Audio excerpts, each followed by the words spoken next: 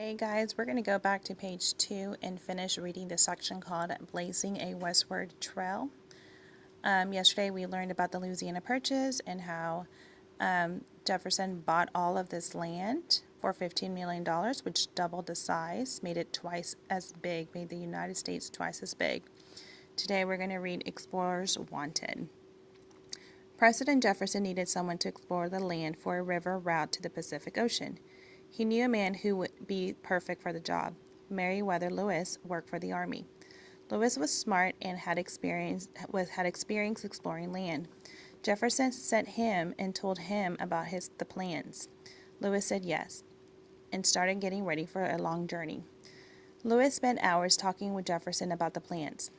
Then he went to the University of Pennsylvania to study animals, plants, rocks, minerals, and medicine. He learned how to use the stars to find the way at night. He even helped build a boat for the journey. He chose another explorer to help him, William Clark, a childhood friend of Lewis, would go with him to the journey too. So Jefferson wanted him to explore all of this land because remember, we had just bought this land, and we didn't know what kind of animals or plants or even what the land looked like. So that's why Jefferson had asked Meriwether Lewis to go explore this land, and he said yes, and he ended up taking one of his friends too, William Clark. So now we're going to read Heading West. Lewis and Clark chose about 30 men to travel to the Pacific Ocean with them. They called their group the Corps of Discovery. All the men had skills to help the explorers on their trip. There were soldiers, carpenters, blacksmiths, and boatmen. Some of the men understood different American Indian languages. They took food, tools, medicine, and weapons.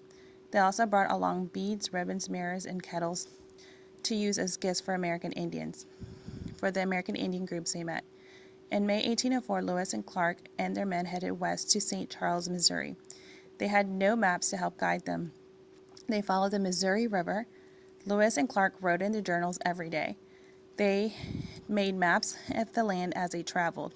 They wrote about and drew pictures of 122 plants and animals that no one back east had ever seen.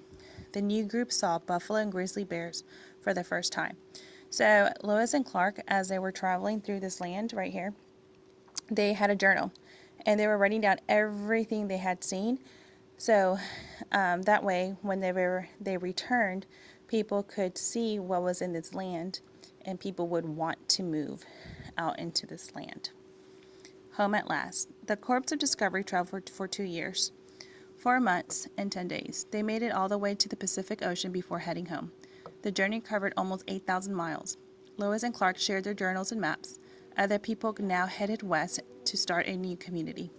So because Lewis and Clark shared the journals of what they saw here, people began to move out into this direction.